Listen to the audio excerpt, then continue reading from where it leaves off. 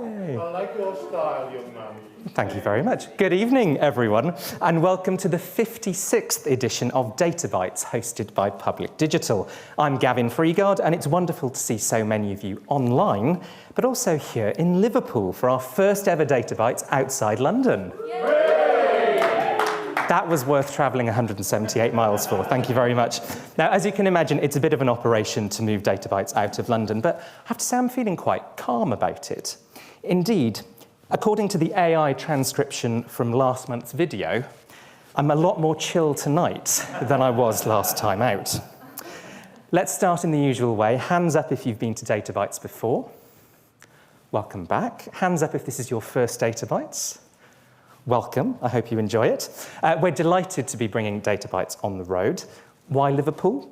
Well, first, Public Digital are working with the Liverpool City Region Combined Authority to develop an Office for Public Service Innovation, or OPSI, which aims to transform public services through data-driven innovation, cross-sector collaboration, and community engagement. A big thank you to the City Region Combined Authority for helping pull tonight together. Second, there's lots of interesting stuff happening with data here in Liverpool and the North West, which we're going to hear more about tonight. And third, Liverpool's great. I'm reminded of a story from a London Labour politician when they came to Liverpool for party conference. They said, you go to Birmingham for an event and you ask the people of Birmingham, what's the UK's second city? And they say Birmingham. You go to Manchester for an event and you ask the people of Manchester, what's the UK's second city? They say Manchester. Come to Liverpool for an event and ask you, the people of Liverpool, what's the UK's second city? And you say London. Let's start with some housekeeping. We are on the record and are being live streamed, obviously. If you're on social media, the hashtag is PDDataBytes. And you can put your questions to our speakers via Slido. That's bit.ly/databytes56, all lowercase. If you're here in the room, you can raise your hand as well. What does Data Bytes do? We aim to put good work involving data, especially in the public sector, on the record so we can all learn from it, provide a space for the different data communities in and around government to come together, and bring to life what better data can do for all of us, whether we think of ourselves as data people or not. How does Data Bytes work? Well, this evening you're going to be treated to 4 presentations on interesting data projects. Each of our speakers will have 8 minutes to present. Yes, just 8 minutes. There are 8 bits in a byte, hence 8 minutes in a data byte. Each speaker will then take questions for 8 minutes. Yes, just 8 minutes. And then we move on to the next speaker. So 4 presentations of 8 minutes, each followed by questions for 8 minutes. You can watch the previous 6 Data Bytes at Public Digital, including last month's, at bit.ly/pddatabytes, all lowercase. The 49 before that were hosted by the Institute for Government. You can watch those at bit.ly/ifgdatabytes, capital IFGDB. The one behind me is a mid-pandemic one, Data Bytes 19, from May 2021. Top left is Mark Green from the University of Liverpool, who spoke about local data spaces. Now, for those of you new to Data Bytes, before we get to the speakers, I kick us off with some charts, usually about government and politics, and we'll get to those shortly, but also about other things in the news, or indeed sport. Because as much as it pains me to say this as an Arsenal fan, we couldn't come to Liverpool and not start with the football. Here is the final Premier League table. Any Liverpool fans in? Yes. Congratulations. Any Everton fans? Yeah. It could have been worse. Now, I like football. I'd like it a lot more if those top 2 positions were reversed. I like data visualization. But too often, data viz about football just isn't very good. And there's no need for that. Look how easy it would be to make something as simple as this table more engaging. We could add in the results of everyone's matches, pink for a win, black for a loss, white for a draw. Or we could spread the table by points total. Now you can see Liverpool's lead there at the top, but the graphic is a bit small. We can split it in 2, the best teams here on the first slide, and some less successful teams on the second. We can highlight Man United and Spurs, just because I can. And we can even look at how historically bad their seasons were. Isn't that nice? Now, speaking of resignation, one of my hardy political perennials at DataBytes is this chart showing ministerial resignations outside reshuffles by Prime Minister over time, which really came into its own during the Brexit years, first with Theresa May and then Boris Johnson. Now, a couple of weeks ago, Keir Starmer experienced his 5th such resignation when Energy Minister Lord Hunt retired from the front bench. But recently, it's civil service departures which have been hitting the headlines. A couple of days after our last DataBytes, National Statistician Sir Ian Diamond announced he was stepping down. That's him presenting at DataBytes 20 in June 2021. It came only a few months after Government Chief Data Officer Craig Suckling left government. That's him presenting at DataBytes 50 in November 2024. And tonight's presenters, I promise there isn't a curse. You are going to stay in your jobs, I'm sure, after tonight. Now, I actually called for a Chief Data Officer way back in February 2021 via the medium of sea shanty.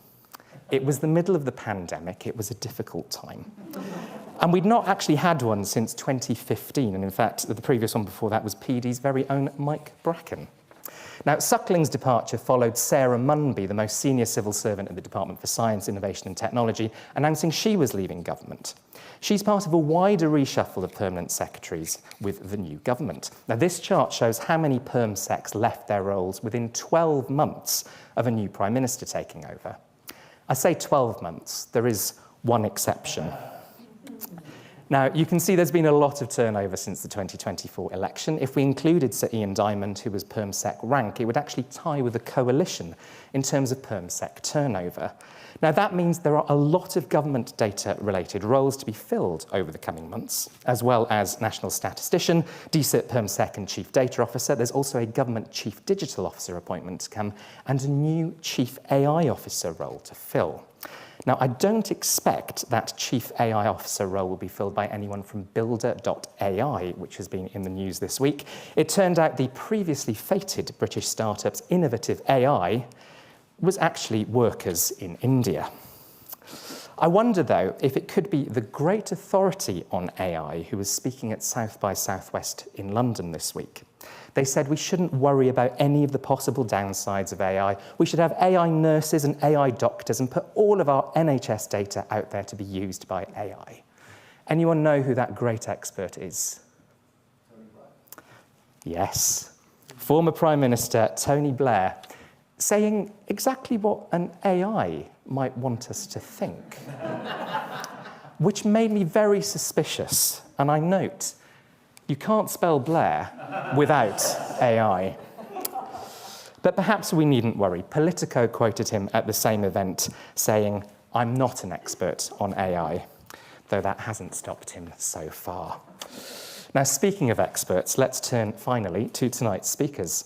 Our first speaker will be Emily Rempel of the University of Liverpool on the Liverpool City Region Residents' Assembly on Data and AI Innovation. Second, we'll hear from Merseycare NHS Foundation Trust's Adam Drage and Social Finance's Michael Hanks on the Merseycare Children and Young People's Dashboard. Our third presentation will come from Sam Milsom of Open Data Manchester on data for communities, empowering citizens through participatory data collection. And our fourth and final speaker, joining us virtually, will be Steve Sharples. He'll be telling us about St Helens Council's AI chatbot, Helen. For our next DataBytes, we'll sadly be back in London for our second Environment and Sustainability Special of the year. That'll be Wednesday, the 2nd of July, with DEFRA at the Environment Agency and GDS already confirmed. And I'm delighted to say that Public Digital somehow haven't had enough of my terrible attempts at bad jokes just yet, and will be running until at least November. Dates to follow shortly. If you work for a public sector organisation and would like to speak or know someone who should, come and speak to me afterwards or email events@public.digital. If you enjoy DataBytes and would like to help us out, tell a friend, especially if they work in the public sector.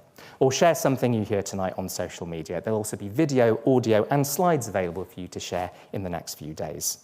And you and all of the friends you're going to tell about DataBytes can sign up for updates on our website, bit.ly/pddatabytes, all lowercase. That's more than enough from me. It's my pleasure to introduce our first speaker, and that's Emily.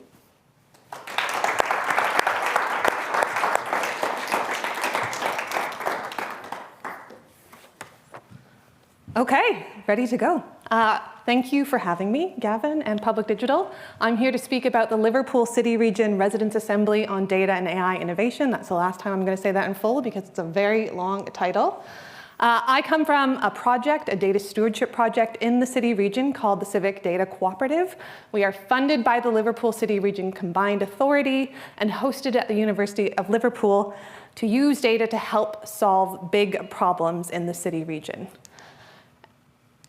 And when we talk about big problems, we mean things like this. If you are born in Sandhills versus Mossley Hill, so Sandhills is in the north of Liverpool and Mossley Hills is in the south, your life expectancy at birth goes up by 13 years. I think when we talk about big problems in the region, we think about the north-south divide, we think about how Liverpool compares to other areas. What I'm most interested in data and digital solving is the inequality we see in our own communities. And I say that very obviously as someone who's from Canada and not from Liverpool. But we also know that data and AI themselves can be big problems. And when our residents see news about what's happening with data, they see things like this. Data being hacked, being shared in ways that don't align to their values and their ethical standpoints. And beyond bad actors, there are lots of genuine examples in the UK when algorithms have been applied in a way that causes harm. And very dramatically can also end in people's death when algorithms tell Black patients they should not be in the emergency room, they should be somewhere else, and they get sent without sufficient care. But when we talk to people in the city region and we run a lot of public participation and engagement exercises with them, and we say, what are you most concerned about? Things like privacy and security come up, but the biggest thing that comes up is the fear that no change will happen. And this is a quote from one of our residents in Widnes, where she said that that is her biggest concern. You're going to collect all this data, all this information, and it's just going to fester on like a book in a library, okay? So when we talk about these dichotomies of, and I know I'm preaching to the choir here, data having this transformative impact for Liverpool City Region, and also data having these really genuine risks we have to weigh up. What residents want to see happen is projects and principles that make data and AI work for them. So our goal to start setting those kinds of guidelines to work with people to negotiate what positive looks like in the mix between techno-solutionism and pessimism was the focus of our latest project, which was to create a set of open principles on what trustworthy and beneficial data innovation looks like, deliberated and designed by our residents that will help inform future local projects that use data with an impact on people's lives. And we designed those principles using a residents' assembly, which was bringing together over 60 people with 6 sessions to debate the direction of data and AI in the region. And an assembly, if you haven't heard of it before, it's a fairly common public deliberation method, but basically it sets one question to residents, presents a bunch of expertise on that topic, and then asks them to make recommendations. Our specific questions to resident was just what I said, which is what does trustworthy and beneficial data and AI innovation look like in the Liverpool City region? So we, the Civic Data Cooperative, ran the assembly with external support for a whole range of things, from evaluation to marketing to recruitment.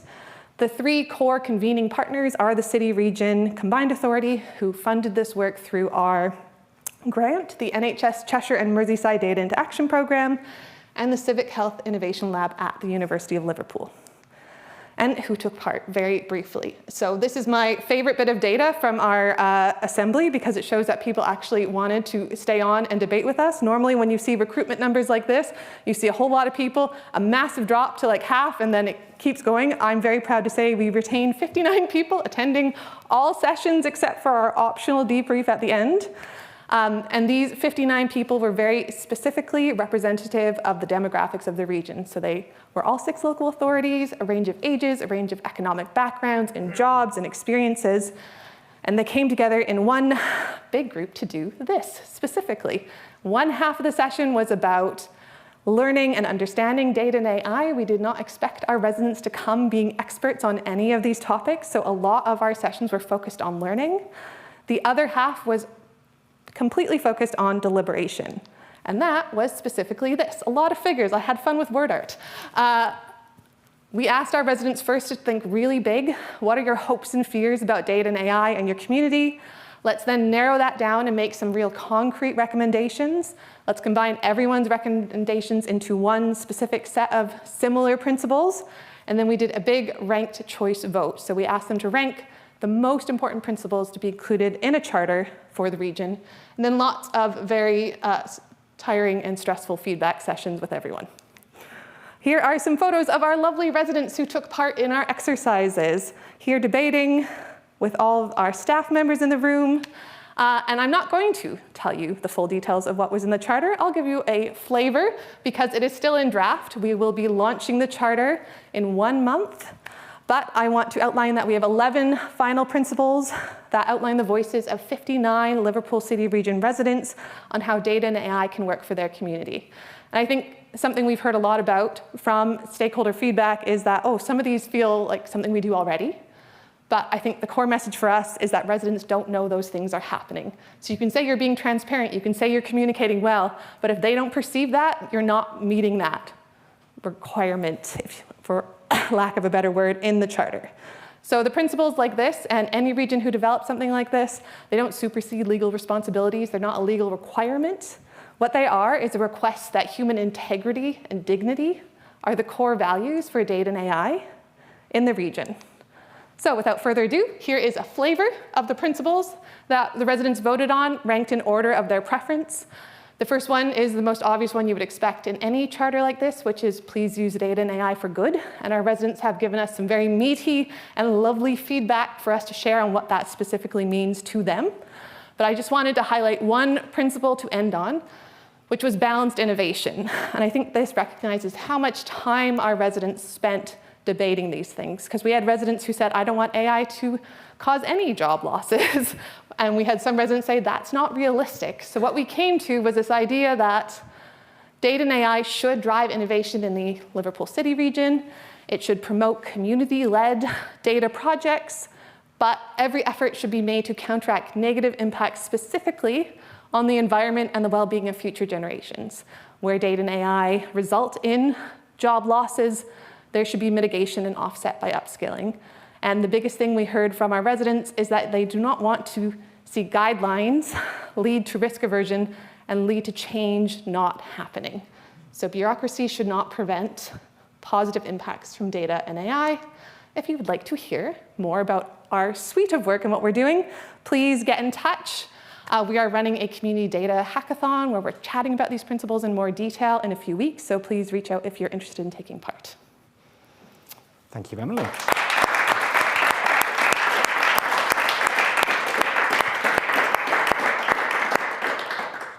Perfectly timed. There we go. You can sit down now. It's hit the zero. A reminder that you can put questions to Emily via me, via Slido, whether you're here in the room or you're watching us online. It's bit.ly/databytes56, all lowercase if you're not there already. But we are also going to send a mic round the room. Do tell us who you are if you can. We are on the record. Do wait for the mic. And do keep your questions short, as the timer will be starting when you ask. We have a question right here in the middle, if you just wait for the mic. I work for a company called Tegeri, specialised in AI, etc. As a Merseyside ratepayer, how much does this cost us? And really, what problems are you going to solve? Yep. Oh, yeah, okay. So in terms of total cost, that will be in the final report once we have the final figures. A large-scale deliberation like this usually costs around £150,000, which ours is probably going to come in similar to that when we get the final numbers. Depending on the size of a deliberation, you can do something very light touch, very small scale, probably for like 80 to 100,000, as an example. In terms of the problem it's going to solve, that's the challenge back to the people who signed the charter. I can't answer the question of what those problems are going to be that are solved with it. We have those priorities sent to us by residents around service efficiency, around specific examples, but obviously the charter itself is not solving the problems. It's facilitating that action through data and AI practice. Great, thank you. Any more questions in the room? We've got one over there. So Caroline Arnold-Swift, I'm a Programme Manager for Office of Public Service Innovation at the Liverpool City Region Combined Authority. My question, super simple one. What surprised you most out of the engagement that you had through the Assembly? I think the amount that the residents felt very responsible for seeing a successful charter, and the amount they were, at the end of the day, still concerned not so much about whether they got the principles right, but whether they did something that would help their fellow citizens. I think kind of people that show up to an event like this are already very engaged and interested, but they felt a real sense of social responsibility, which I found really lovely and enjoyable to take part in. Perhaps not a surprise, but a really heartwarming part of it, yeah. Excellent. I'm going to go online for the next question. This is from Anonymous. Good evening to you, Anonymous. How will you measure the impact of the Charter? That is an excellent question and something we've struggled to make sure we embed in at the very start. So some of this is working with our 3 core signers to have a commitment statement about how they're putting it into terms of reference and action and assessment requirements. One of the final principles is specifically about review of the charter itself. So every 2 years we will have independent oversight of the application of the charter and whether it's made a positive impact. I don't have those metrics right now, but we're in the process of developing them. Great, thank you. Let's come back into the room for the next one. I've got a question there. Hello, I'm Simon from Register Dynamics. How much did you see local issues specific to Liverpool coming through compared to residents responding to global issues that they've perceived? So where we started the conversations, I would say, was very focused on global issues. When people come in to talk about data and AI, they're thinking of things they see on the news. And so it's, I heard this got hacked. I'm worried about social media. I'm worried about something that we don't have control over in the city region. Part of the scoping exercise was very focused on saying, let's talk about data about the Liverpool city region and impacts we could have here. So people came in quite broad. We had a lot of talk about social media in particular. Halfway through the session, after the learning sessions, it narrowed. There's always a phase in all deliberations where people really want to talk about bins. And that happened for us as well. I think that's inevitable. But what we saw at the end were people talking about job losses and real lived examples of where there was automation that ended in their employment being lost or their family, and how they thought about data and AI working into issues like that is what came up in the end. And then the bins, yeah. We actually had a presentation all about bins a couple of data bytes Yeah. ago, so if anyone's interested in that, do send your residents in that direction. Who'd like to ask the next question? I'll come back into the room. Got one just there. Hi, Adam Drage from Merseycare. Out of interest, what would you say the balance was of fear of AI and data use versus excitement of AI and data use? And did that change as the assembly kind of went on? So we did track this qualitatively, and we had a full review process, so that quantitative data will be available. Qualitatively, just from when we asked them to do like little post-its in the room about how they're feeling, most people, 50% to 60%-ish, got a little more positive. And then there's some people who got very entrenched in the negative, and I think that's what you would expect when you get such a wide variety of people in a room together. But more positive than negative, but definitely a strong critical voice. Great, thank you. Who wants to go next? We've got a question in the back row. So obviously it's really important to get like the regular people's views on this, which is why you did the work. But you kind of acknowledge at the beginning that people aren't really expert in this stuff, and you did the orientation with them for the first day. So how did you avoid kind of introducing A, like bias into that process, and B, kind of help kind of people who aren't experts in that stuff see the kind of the art of the possible and kind of what the vision really like could be for a data and AI in Liverpool? So part of that is making sure that the facilitation that's happening is as unbiased as possible. And in order to do that, it was both designing in, so we brought in external people to present who weren't us, who were not representing our views on the topic at all. The other half of it was having an independent reviewer in the room with us through every session and every discussion, who told us at the end of the day, this is not quite going right, you need to add this in, and having a real live approach to make sure that we were hitting that balance. Thanks. Who wants to go next? Can I ask you another question? You can if you just wait for the microphone. It's coming. Yeah. Yeah, I mean, we just worked on a project where we've got. Aren't you telling these people there's going to be tens of thousands of job losses over the next 10 years? We've finished a project where we've gone from 200 people down to 2 people using AI and RPA. How are we going to comfort these people, ordinary people, that they're going to lose thousands of jobs? I mean, you're working with the civil service, and they are going to be decimated. So I am not an expert on the number of jobs that AI, the number of job losses AI is going to lead to. My best answer to you is it's a problem everyone is thinking of. Residents are concerned, civil service is concerned. I don't think we can predict the future. Job losses are going to happen, absolutely. But the best we can do is focus on upskilling, like residents have requested, and talking through what that looks like. I think every phase of technology has this kind of downside. Automation has this. It's not new. It's whether or not we take a considered approach to it now instead of just letting it happen.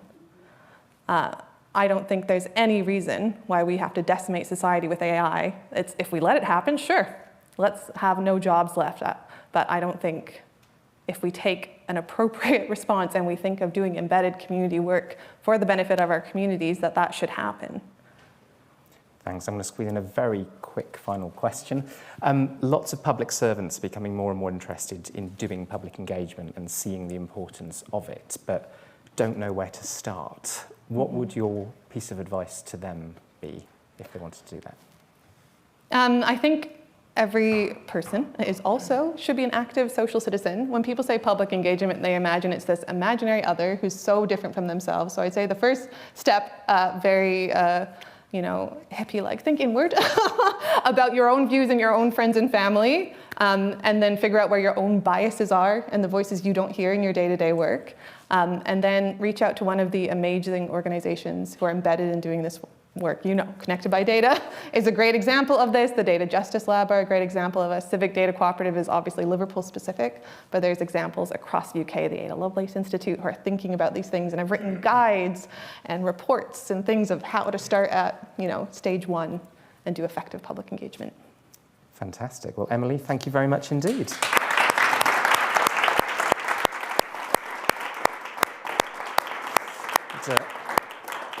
I'll now invite our second presenters to the stage, and that's Adam and Michael.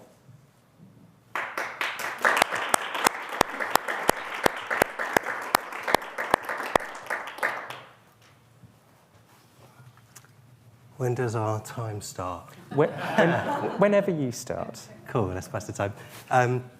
Okay, hello everyone. I'm Adam Drage. I'm the Assistant Director of Innovation at Merseycare. And I'm Michael Hanks. I'm the Principal Data Scientist at Social Finance. We're really proud to be here, not just because this is a brilliant event, but also because we're just 2 people representing a huge number of people who you can see on the banner up here from different organisations who are working on this really important work. So we're going to talk about the Children and Young People Risk Factor project that we've been working on. It's really important to say we're going to be focusing on the digital solution side of it, but the digital solution side of it is part of a bigger piece of work that's all about delivering change. So what is the project then? The project involves the 0 to 19 team practitioners in Liverpool. Essentially, we're talking about health visitors and school nurses in Liverpool, commissioned by Merseycare, but actually working in partnership with a lot of organisations. And whether it's social workers, whether it's practitioners from children's services, whether it's our own Merseycare practitioners, the biggest challenge that everyone has said, the biggest thing that stops children and young people practitioners being able to do their job is being able to have access information from other partners about the child that they're going out to see. If you can imagine, there are lots and lots of different organisations involved in the life cycle of a child's services, but you can only see your own information. You're missing a huge part. So our project, our team set out to try and solve that. We set out to try and, quite simply, bring key data together from different organisations into one place so those practitioners have the right information in front of them to go and do their job. And we've done that. Over the last 12 months, we've built a prototype. It's being used by 10 practitioners. We plan to scale it up, but it is bringing that information into one place. The solution looks very simple. It needs to be simple because it needs to be usable, and Michael's going to talk us through that. But it's simple for quite deliberate reasons. Shall I take the clicker? You take that. Right, I'm going to talk about the more data elements of this. So what I'm going to take you through is just some of the information on the nature of the data that we're bringing together for these practitioners. A little bit about the actual data flows and how we actually put that together for practitioners, and then some more about some of the more innovative modelling that we did as part of the project. So you can see, it's this, isn't it? No, that's not doing anything. All right, I'm sure you can work out what I mean to point at. So we've got data from four different areas. We're relating to four different cohorts of individuals really that these practitioners need to be able to see. So on the left-hand side, we've got our main cohort, which is the 0 to 19 child caseload. So this is basically all of the children who are open to universal services in Liverpool, which is broadly speaking like all of the children in Liverpool. And the data that our practitioners are really interested in seeing there is sort of their service referrals. So which services are they actually open to across health, and are they attending the walk-in centres that Merseycare provide? Then we've also got the hospital data. So a key piece of information is the hospital, Alderhay, they manage all of the child and adolescent mental health services. So at the moment, you've got your 0 to 19 team who don't actually have direct access to that information. They need to ask the hospital about referrals to those, and also A&E attendances. Then you've got the council, so you've got a non-health body whose cohort is the children who are open to children's services and early help services. And finally, you've got the adult population as well, because practitioners are not only interested in the services relating to the child, but they're interested in the entire family context, especially when you're talking about practitioners who may be going on visits to the home and want to know as best they can the situation in the home before they go. So I'm not going to talk about this for very long, but broadly we've got data from 3 different systems on the left from the 3 different partners. And at the moment that data is travelling through a variety of different means, mostly virtual private networks and some direct transfers into the EMRIC environment. EMRIC is the Mental Health Research Innovation Centre, which is partly run by the university and partly run by Merseycare Trust. And that's where all of the data modelling happens. Then that's transferred over to the Trust's own systems, where it's made available to the prototype tool, which is a Power BI tool. We chose that because the practitioners already have access to it. It has an excellent authentication method, so it's a good way of keeping the data safe. And that's how practitioners are looking at it. Happy to take any further questions on that if it's of interest. One of the most interesting things that I think we've done as part of this is, you can imagine, bringing together data from a range of different systems. You're going to run into a lot of problems in terms of trying to match individuals together. So we called upon the expertise of an organisation, a partner organisation who aren't represented here tonight, but Quantexa, who are experts in this field of basically taking records from a disparate set of systems and bringing them together to resolve into entities, as they call them. And in this case, we were looking for them to resolve both records from systems that might represent the same individual, but also building that household view. So even if we don't have, say, complete address records for everyone, trying in the best we can to build a view of which individuals belong to which households. And so you've got an example here, just an anonymised example. This is where this thing probably would have been quite useful. If you see the patient record in the middle, that's kind of our centre here, and that's, say, the actual health system record. And we can see that actually there's a whole bunch of other records to the left and sort of down of that are being linked to that patient through a matching process, which is basically taking lots of different snippets of information and working out what's likely to be related. And then because we're linking that patient to the home, we can also link it to other individuals who are similarly linked to the home. And in this way, Quantexa are able to build this household view of the system, which is really integral for giving practitioners as full a view as possible of the situation around any given child. And with that, I'll hand back to you, Adam. I want to save 10 seconds for clapping like Emily managed to do. So I'm going to zoom through this. Right. It sounds, what we did, it looks simple, but actually there were lots of challenges. We've put them into these 4 boxes, which pretty much determine the work streams. I'm not going to say much about the IG. We're talking about 3 organisations sharing data. You know that would have been challenging. It was, but actually not the most challenging part of this project. I would say from the back-end perspective, the biggest challenge that we have, and everyone is going to continue to have, is capacity in health and social care services for our BI teams and systems teams to actually have the capacity to innovate when they're so busy with business as usual. The front-end prototype, again, quite similarly, we want to co-produce, we want to build this with our practitioners, but they're busy doing the actual work, so how do we engage them and involve them but not burden them? In terms of the learning forum, this was for children and young people, so we involved children and young people. That's quite delicate when you want to co-produce, so we had to manage that and balance it right. All of the good aspects of project and programme management helps us to do this properly, working in an agile way, collaborating. No organisation was king. We all had an equal voice, escalating procedures and escalating when we needed to. I failed on my 10 seconds for clapping, I think. And being pragmatic, you're going to get problems, but let's try and fix these in a pragmatic way rather than aiming for perfection. I think the most powerful thing is that out of our testers so far, people are saying it's saving about 70 minutes a week of time. It's not just saving time, but it's removing pain. So you're removing 70 minutes of pain as well as saving 70 minutes of time. We're getting access to the right information now to our practitioners, and it's helping to better care coordinate for our children and young people. There's some quotes there, but basically next steps, optimise what we've got. Let's scale up. We're in Liverpool at the moment, but we can scale across a wider region, not just to Merseycare, but to Liverpool City Council, Alder Hey, other partners. But I think the big thing, and it comes back to something that I think Emily was saying, the big problems, how do we make sure that we can use this to start preventatively and proactively in a multi-sectorial way, addressing some of the big problems across the region. And ultimately, this is all about, we have been, but we continue to need to improve outcomes for children and young people and their families. Thank you.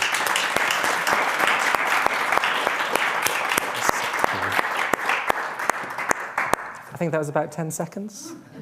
Thank you, guys.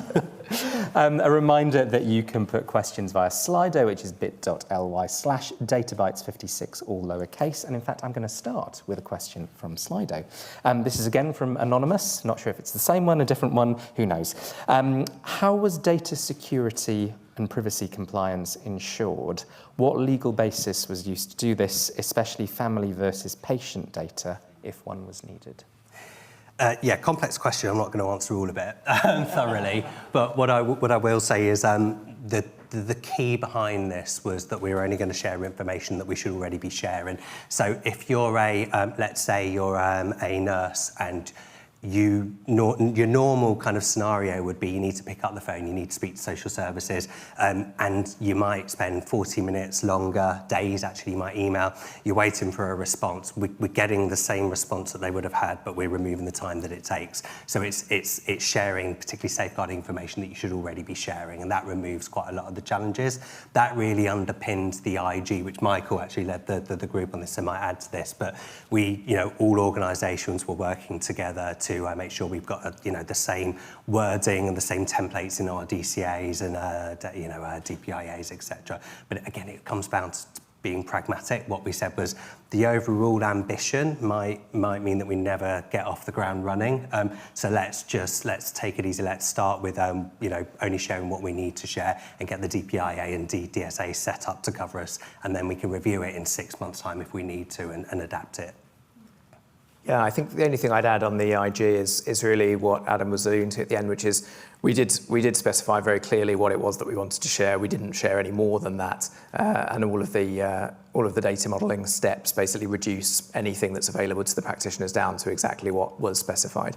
In terms of data security, I think we used a lot of existing infrastructure. We weren't going to try and build a bunch of things when things didn't need to be built. So using the Emeric infrastructure, for example, we knew that was a secure storage that was already being used for a lot of research on sensitive information, and a lot of the partners already had secure connections to it. So it seemed like a sensible way to go. Great, thank you. Let's come in the room for the next question. We've got... I'm going to ask one for once. So Amanda Smith from Public Digital. You mentioned your data governance approach. I was just wondering for the governance, if you had partners involved, but do you have anybody from the community or users? Would you open up any of that governance to bring that voice in at all? Do you want to take it? Yes, we did. We thought it was really important to bring the user voice into the story. So we did hold workshops with children from the region who had some very strong opinions around how their data should be used and when their family should be informed about how their data is used, the right to opt in, the right to consent, those elements. So we did conduct quite a lot of stakeholder engagement, basically to see how children felt their data should be used, and broadly the responses were that they did feel that it was very important that practitioners had this kind of view, that there was an informed approach that a healthcare practitioner would have about themselves and their family situation. And just to add to that, the thing that I think we hear in health and social care all the time is I don't want to repeat my story, and I think that's the ethos of the feedback. Like, if it's going to prevent me having to repeat myself, please share it, but don't share anything you don't need to. Thanks. I'll come to the back row after another online question. This is from Juliet Whitworth at the Local Government Association. Good evening to you, Juliet. Did the partner organisations have to modify their data in some way in order to allow it to be combined? And in what way, for example, adding NHS numbers to cases? So I think we did, all of the extracts that we used were bespoke extracts and from the clinical systems or from case management systems, and that was so that they would comply with the information governance, so that we were specifying what we wanted. So they were all bespoke made. In terms of identifiers and being able to do the matching, I think that's, for example, the Liverpool City Council data has incomplete NHS records, numbers rather, which is obviously the primary identifier that we wanted to use for this piece of work. And I think that is where we needed that additional step in terms of being able to resolve individual entities by using different sets of information fields like date of birth or name or address to overcome those kinds of limitations. So that's sort of how we managed to address that challenge. Great, thank you. Hi there. What iterations did you have to make to the home kind of graph model to make sure that some of the underrepresented and most interesting cases were not underrepresented? For example, children whose parents split up and they move house or live with two parents or move around a lot or move in and out of the area or just generally don't have kind of a stable home situation. Yeah, it's a really great question. And it's one where I do wish there was a representative from Quantexa in the room because they could probably answer it a little bit more, but I'll give it my best shot. I know that some of that again is by engaging with the practitioners. So we did make sure that for all of the kinds of groupings that were being put forward, that did make sense to practitioners that were then going to be using that tool. So Quantexa did take these 10 practitioners through some of the findings that they were getting to validate that they were representative. I'd also say that it is still an iterating process as well, and I wouldn't say we're at the end of that journey. So the model that's produced is is very transparent. You probably do with a glass of water, and if you'd like it. Fantastic, if you wouldn't mind, thanks. But no, I think there is further iteration to work on that. It is possible for anybody to basically open up that model and sort of inspect sort of any of the elements of it, obviously with the right kind of access in the project. So it is a transparent model, but I think there's still probably work to do to validate that it is meeting those requirements. The co-production element with our frontline practitioners is key, and I know Michael just mentioned that as well, but if something doesn't quite look right, the best people to take it to are the frontline practitioners because there's all sorts of quirky reasons why it might not look right. So yeah, they've been and they continue to be absolutely key in this project. Thanks. I'm going to go online for the next question. This is another one from Anonymous. Where do you see this being most valuable? For example, prevention, intervention, identification of complex cases? I mean, when I was, the problem that I used to have as a frontline social worker is still the problem today that we can't access the right information. We can only see our own information. And I think there's something so powerful about the simplicity of being able to see the right information from various different places. And that applicability goes, it goes so far when, it's not about 0 to 19-year-olds at that point. It's about anyone working with an individual needs to see everything that's going on. So I think that is a really, really powerful thing that we've started to touch on. But I think it would be a shame if we kept that local to Merseycare, because I think there's a real opportunity to work in that preventative way. And so, for example, what I see is you could have a problem that a team is already contending with. It could be a multidisciplinary team across the city region, with social workers and GPs and health visitors, and they're all trying to solve something. And this could be the tool that helps them to actually, see what is really going on with that individual. I think, though, you might we have all these, team meetings going on across the region where people bring their notebook and their list of people that they want to discuss, and you're reliant on that individual to turn up, to know everything about that person and present it. And this is the kind of thing that could just really automate so much of that. It's so flexible that the opportunities are huge. Great, thank you. That's brought us very nicely to time. I know we could have kept going, but Adam and Michael, thank you very much indeed.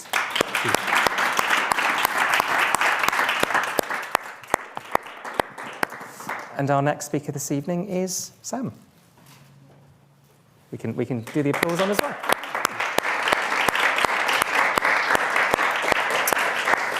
Brilliant. Thanks everyone. So I'm Sam Milsom. I'm a Programme Manager at Open Data Manchester, and today I'm going to be talking to you about Data for Communities, which is a core programme that we deliver. It's really a story about participatory approaches to data collection and how it can empower communities and fundamentally kind of change how people, citizens, residents engage with data and statistics. Firstly, just a little bit about who we are.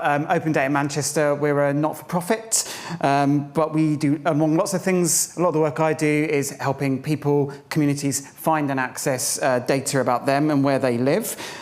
Traditionally, Data for Communities programme has been delivered in workshops. We've done sort of urban mapping exercises to quite deep user research sort of programmes as well. It's really, as I say, it's a spectrum of engagement. Why do we do this? Well, as we all know, we live in a world that is just awash with data. A lot of it about us and our communities and where we live.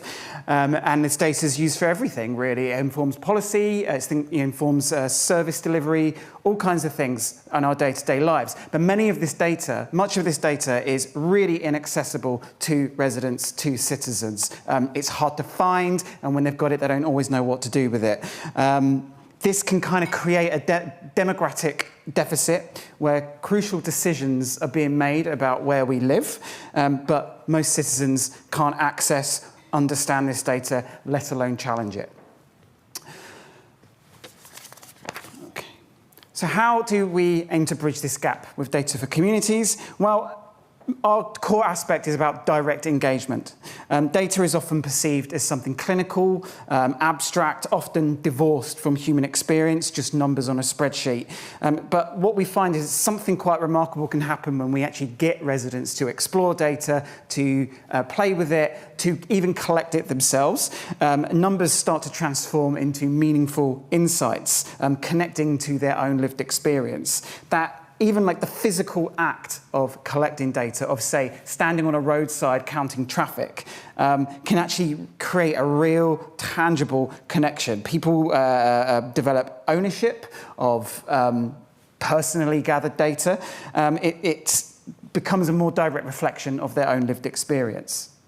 So one part of the programme is we start with workshops. This is kind of the foundation of Data for Communities. We've been doing this for about 7 years now. They are deliberately accessible, spreadsheet-free sessions. We hosted them in libraries, in community centres. We had local councillors, residents, activists, charity workers, anyone who was just interested in data come along to it. They would be fun. We'd open with things like spurious correlations and then get them to explore openly available data sets that they could just access via their web browser. So anything from NOMIS to police.uk to Mapping GM, which is a Greater Manchester tool. It's got lots of open data about the Greater Manchester area. And what we find is I have people come into these workshops saying, I'm not a data person, and an hour and a half later, they're exploring data sets with real curiosity. We have local councillors making really interesting discoveries saying that, the bike, the police.uk says bike statistics aren't, thefts are higher than they seem to be, or lower than they seem to be, and it's because residents aren't reporting them. Why aren't they reporting them? And this kind of chain of action can happen. All the way through to charity workers kind of realising that, there's completely new funding opportunities open to them that they didn't realise existed. We do lots of mapping with communities as well. So we start off with Joy Diversion, which was a kind of like fun going out and exploring your area with maps, all through kind of quite deep research into urban areas. So focused research addressing real challenges. We find that like the physical act of just walking through a space really transforms people's understanding of that space. In Stockport, we did a project mapping accessibility, and actually walking on the streets with someone in a wheelchair, they're able to bring insights that any kind of external audit just can't bring. Things that are minor barriers to me are major barriers to someone else, obviously. Went Right to the Streets was a project around making spaces safer for women and girls. They didn't just participate in mapping exercises, they actually used it to co-create their own place audit. This was a kind of place audit that used their own language, their own priorities, putting ownership kind of into their hands rather, again, than external kind of audits from external experts. Our kind of most ambitious aspect of this is our Data Champions programme. We did a project in South Manchester a couple of years ago called Our Streets Chorlton. It was about getting people to engage more with cycling and active travel, reducing car travel, and we were doing lots of data collection around green spaces, around air quality, around traffic, and we actually trained over 40 residents to become data collectors themselves. We equipped them with training, with sensors, with apps, and everybody worked in shifts over days to collect traffic and air quality information about their own neighbourhood. We came together and explored that data, questioned it, what did it tell us, that kind of thing.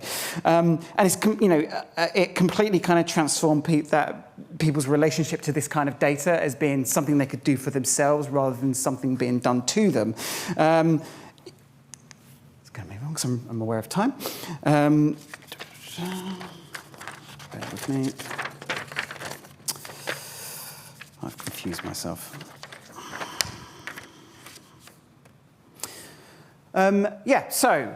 So why do we want to engage residents in directly collecting data? Well, there's something about when people collect data for themselves, they can see patterns and nuances that I think automated collection can miss. They can question themselves, they can question their own assumptions based on evidence that they've gathered themselves. People develop confidence to engage with authorities, asking the right questions, using more data-informed language. We find that it goes beyond just data collection, but it's also just the shared experience of communities coming together to build connections. Again, it's that sort of communal aspect of people coming together to transform their understanding of data from abstract statistics to kind of practical knowledge. Things like, they can understand better traffic patterns, they can understand better air quality at different times of day. These are just some quotes from some of the work that we've done that I think kind of speak for themselves. Essentially, we were told that and Right to the Streets, are kind of the approach felt generative. It increased people's connections to each other and pride in their neighbourhood. It was a welcome departure from extractive and deficit-focused processes. A Data Champion participant said it connected them to the wider picture of what was going on in their community. And so I think, as I say, it reveals something really crucial. Involving people in collecting data about where they live, it builds both data skills and stronger community connections simultaneously. So I think that these projects show how community-led data collection transforms not just what we know, but how communities can also advocate for themselves. I think people gain practical knowledge, as I say, safer routes, air quality patterns, traffic speeds, but I think it also can empower them to advocate for change, asking the right questions, that sort of thing. So that's it from me. I feel like I sped through that, but thank you very much.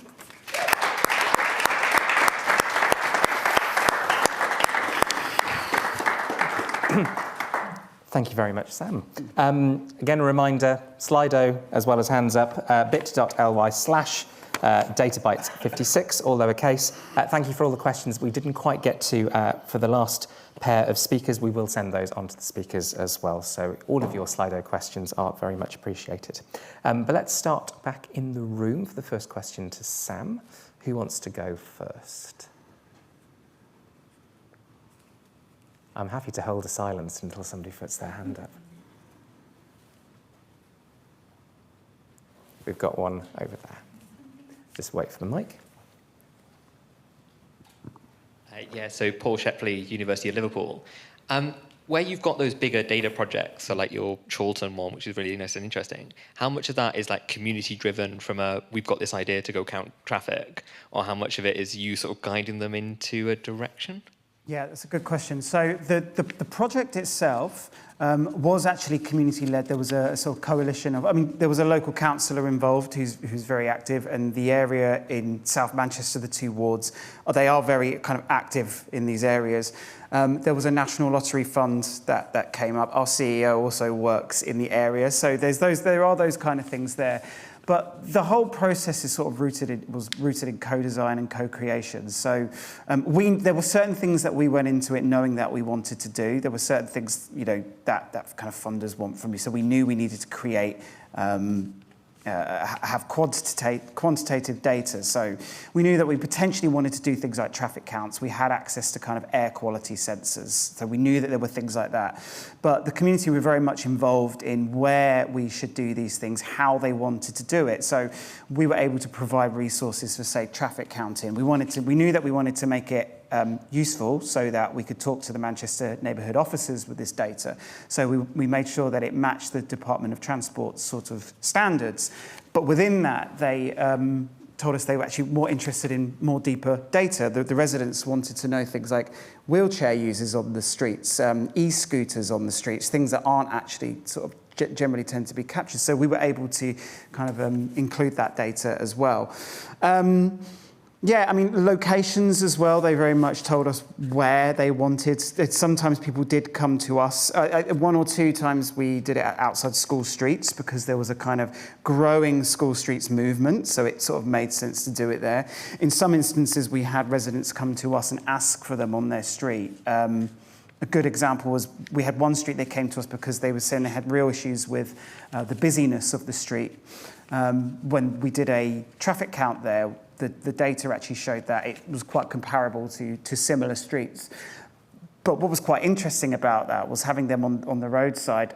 It wasn't the busyness of it, but it was the speed at which people were kind of travelling down the streets. And so through that kind of, again, that act of being on the roadside and experiencing that, it helped them sort of realise that their assumptions were maybe not quite, they were asking the wrong question, basically, and it helped them to ask that. And that one came entirely from a group of concerned residents who wanted action, and they came to us about that, yeah.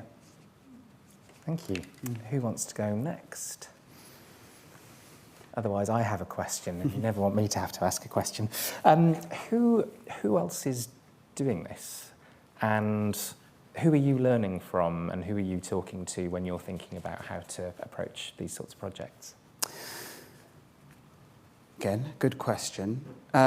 It's something that we have explored quite a lot.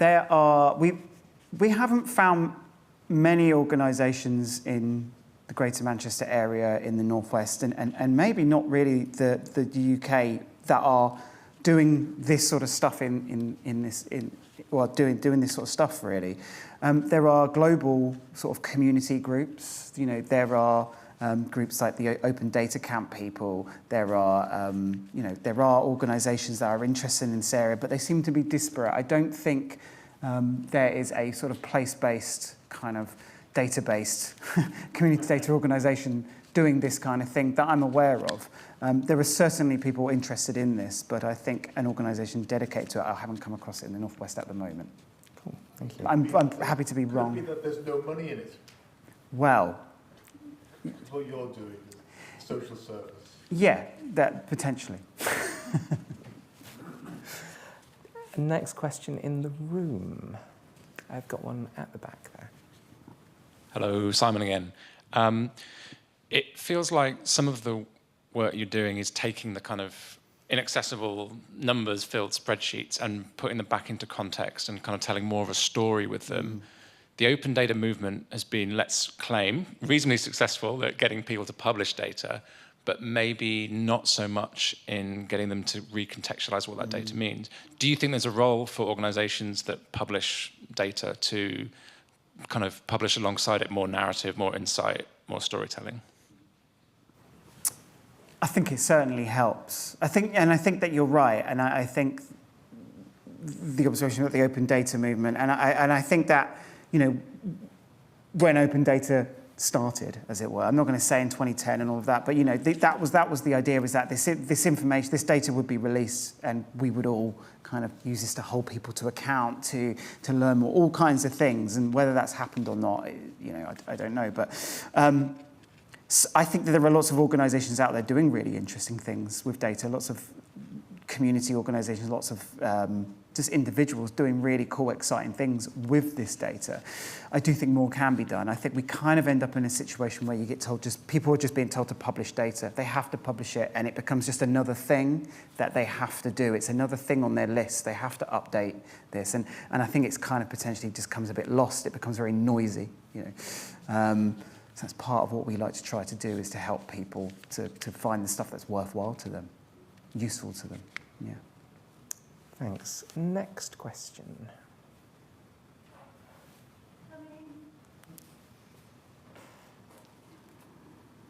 Hello, Philippa from Public Digital. It feels like you have grown this community of people who are excited and confident and want to advocate with data. What's next? Well, we are expanding our Data of Communities program. So what I sort of gave you was just a sort of brief things that we've been doing over the past 7 years, and we are going to be expanding it over the next 3 years. The next year, really engaging other people within the Greater Manchester or North West area. Again, I'm kind of redefining also what we mean by communities as well, because in my mind, it's communities like residents. Just to develop this program even further, and what does it mean? What do people want to learn about? So over the next year, going to be sort of doing lots of listening and co-creation processes. But the idea is to turn it into a much more larger, more scalable program that isn't just Manchester or Greater Manchester or the North West. Yeah. Great. We can squeeze in a final quick question. Otherwise, I'll close with one. You mentioned, and obviously I know this isn't, in a sense, the main intention, but you did mention that there were some councillors who'd really taken to this and got really involved. How have you found that decision makers, policy makers in local and central government have related to this work? Yeah, I think that, anecdotally, I know that particularly through the Our Streets Chorlton programme, the local council have now, they've now started releasing more data openly on traffic patterns, and I think that came from them engaging us. I think that particularly what I've seen in Manchester is that there's more engagement from the council directly with residents and community organisations and projects like ours. I think there used to be a sort of disconnect, this idea that it was just people doing nice little projects and actually sort of realising that actually this is valuable information and valuable data, and I think those things are being taken more seriously. Excellent. Well, Sam, thank you very much indeed. Thank you.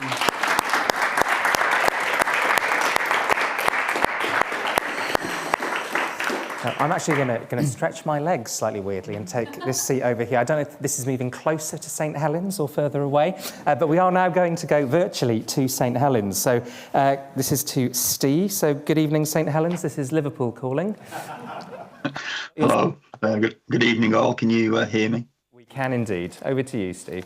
Thank you. It's a bit like the Eurovision Song Contest in a way, isn't it, really? But anyway, I'm going to speak to you for 8 minutes. I'm the Assistant Director for ICT, Digital Data and Digital Governance at the Council, St Helens Council.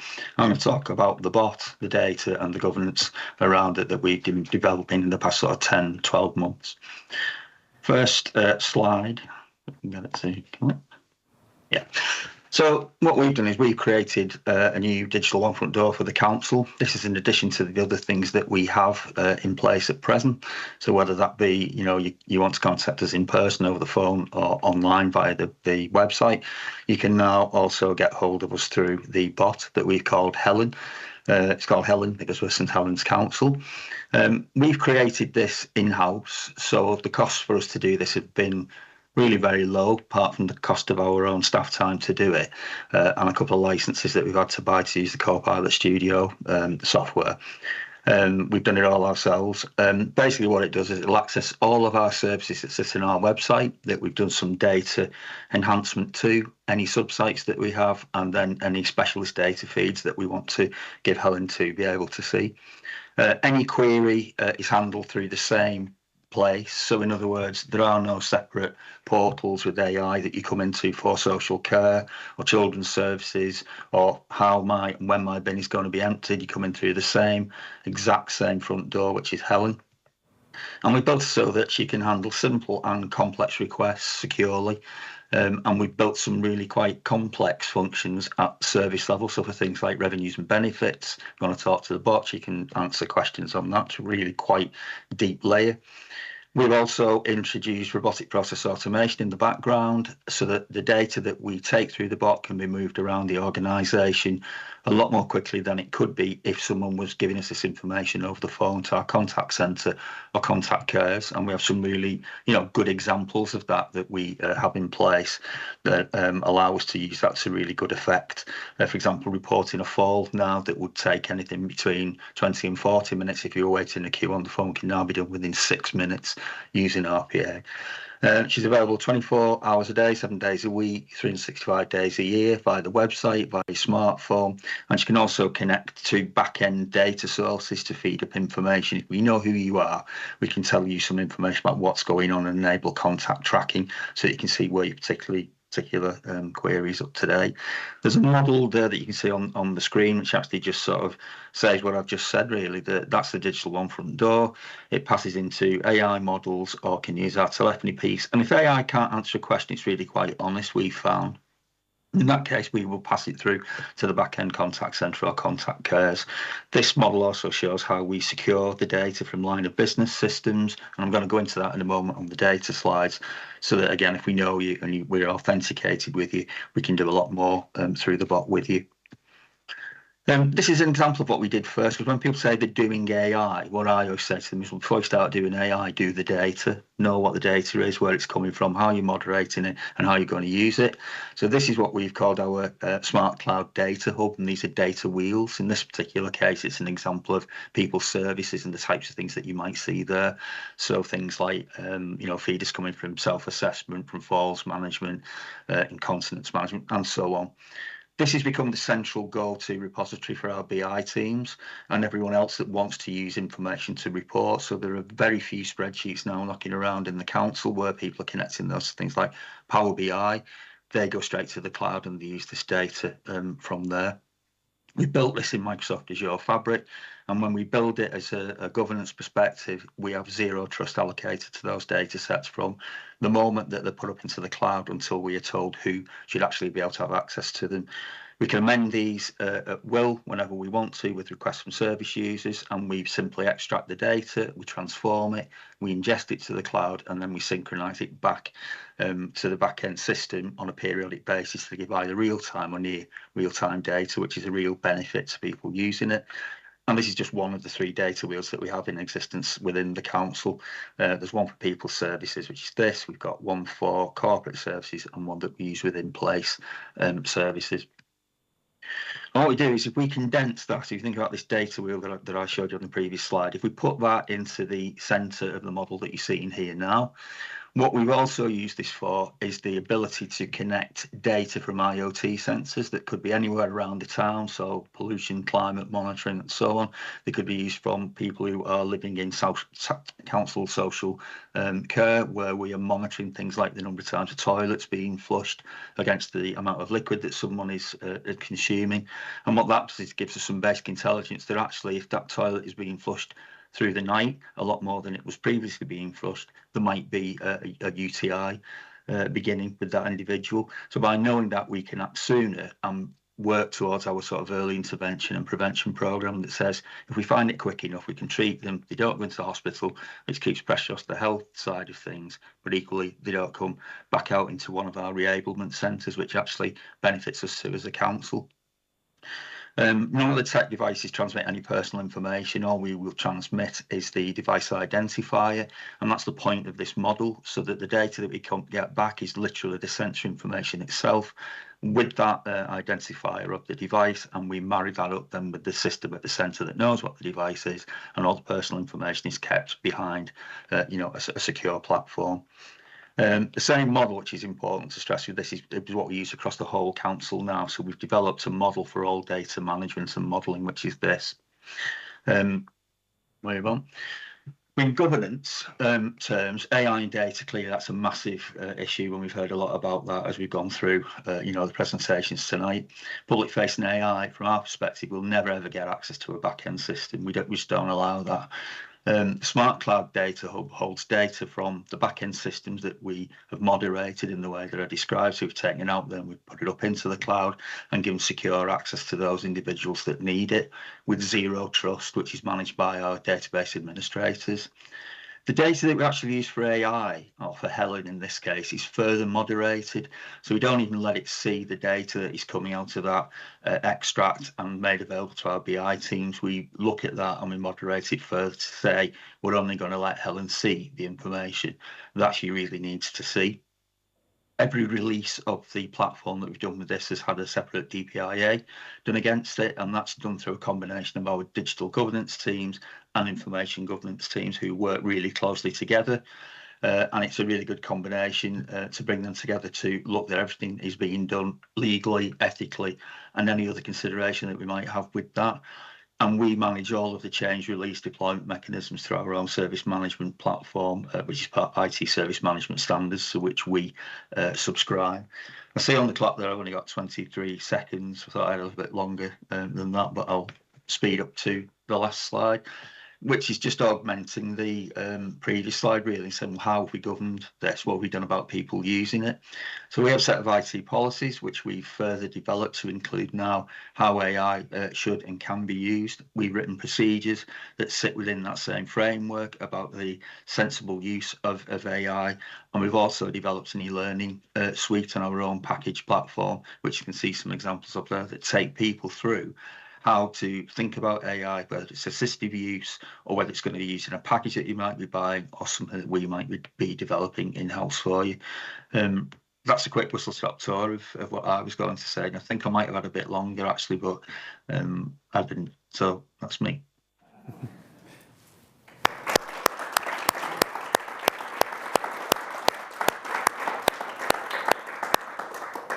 Thank you very much, Steve. Hopefully some of the questions, we'll get into some of the other things you'd like to share with us, and your faces on the screen. Very good to see you. A reminder, if you want to use Slido to put questions, it's bit.ly/databytes56, all lowercase. But I will start by seeing if anyone in the room wants to raise their hand. Lots to dig into there. Who would like to go first? Got a question, just wait for the mic. Perfect. I can only admire what you've actually done at St. Helens. I think it's fantastic. And I could use the word wow. How many people are actually going to save, and what would be the cost savings or people or cost savings for St. Helens this year using this technology? Well, what we actually did was we worked kind of a way back with this. So we know what savings it's making in terms of the productivity that AI has been exposed to in our social worker base, for example. They are now able to do 2 visits a day by using a piece of AI that I didn't describe there, but that's been a big achievement in its own right to do that with meeting transcriptions. Sorry, the phone's going. Don't know why that's doing that. Sorry, just let me take it.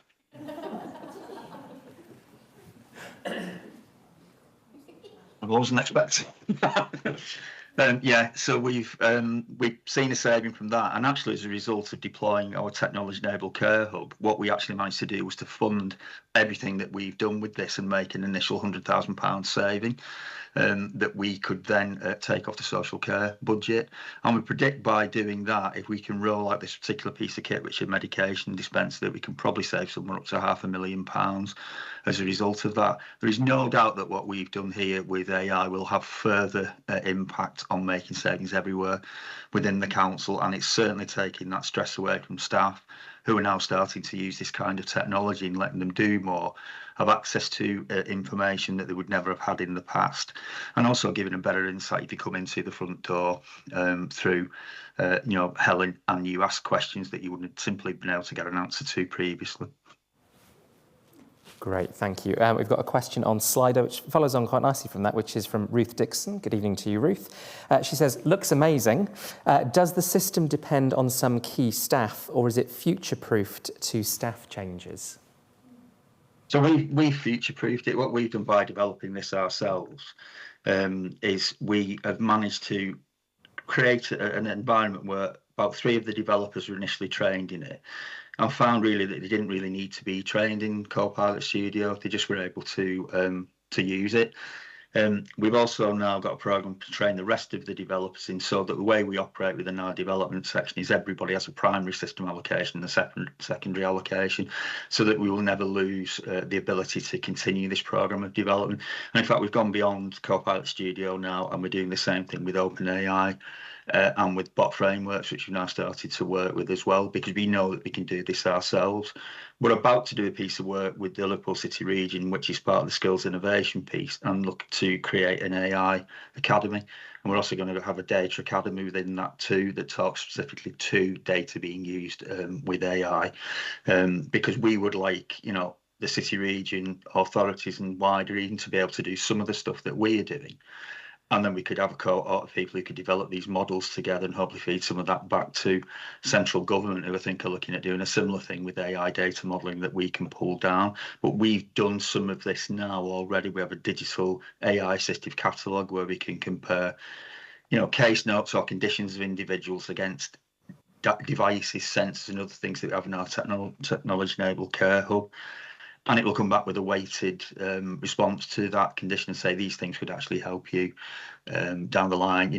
This is what it will cost you, and it's even can be used for private care as well. So if you want, like say, if I was looking for devices that might help me as I grow older, I could actually have access to that, give it my issues, and it will come back. So, well, this might be useful for you, that might be useful for you. So it's kind of trying to have that collaborative working together, not reinventing the wheel. And getting as much out of the small number of staff that we all have. Great, thank you. I'll come back into the room for the next question. We've got one there. Hi, Steve. It's Adam Drage from Merseycare. I'm imagining you did, but did you have any sort of internal organisational sort of anxieties and challenges around getting this kind of project up and running in the first place? And if so, and I assume there were, how did you navigate them to get this quite radical piece of work over the line?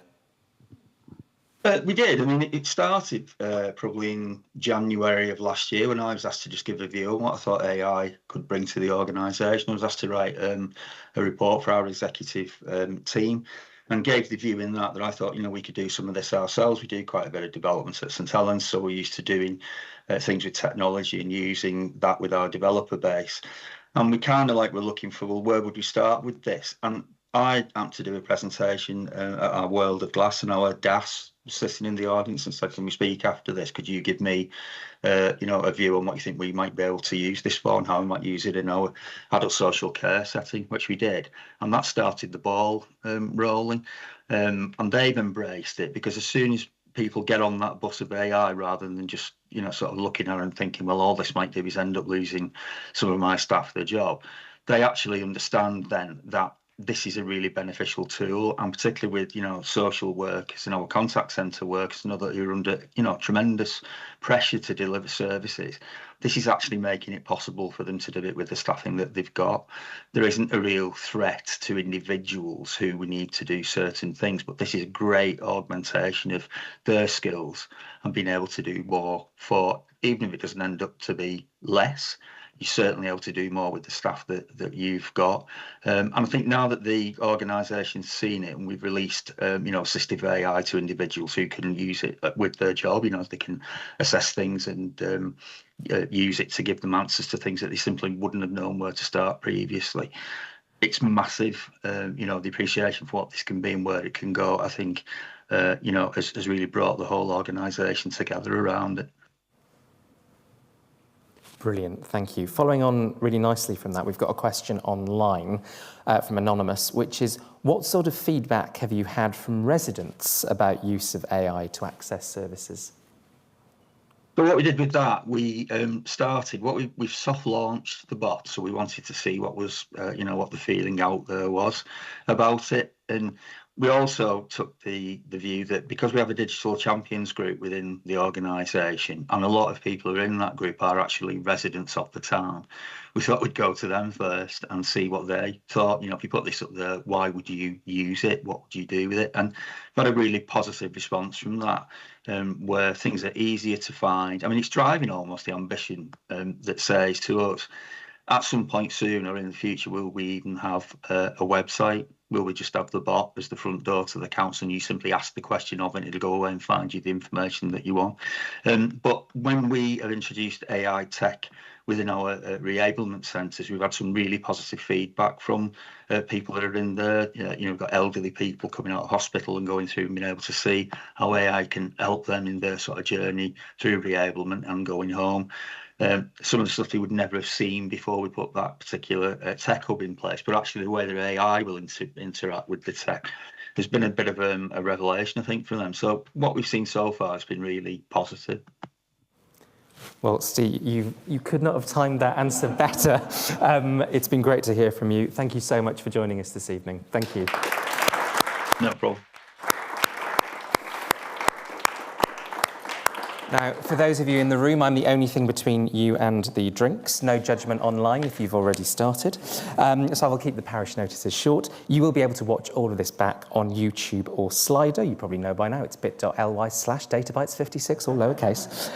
There will be a blog post that follows with some summary of what's gone on today, slides and audio as well. Please do share that when it's all live. The next Databytes will be on Wednesday, the 2nd of July, back in London. But of course, you can always join us online as well. That will be an environment and sustainability special. If you know someone that should speak or you would like to speak, do get in touch with us, events@public.digital. Sign up for updates, bit.ly/pddatabytes, all lowercase. I'm just going to end with a few thank yous. First of all, to all of you for not going to Bruce Springsteen tonight and coming here instead. I was slightly worried that we might be dancing in the dark by ourselves. Wasn't worth the wait, that, was it? A huge thank you to PD, as ever, for hosting. A big thank you to the City Region Combined Authority for all of their help pulling things together. Huge thank you to all of you for coming. For those of you joining us online, some really brilliant questions tonight as well. And please do join me in a round of applause for our 5 fantastic presenters this evening. Thank you very much indeed.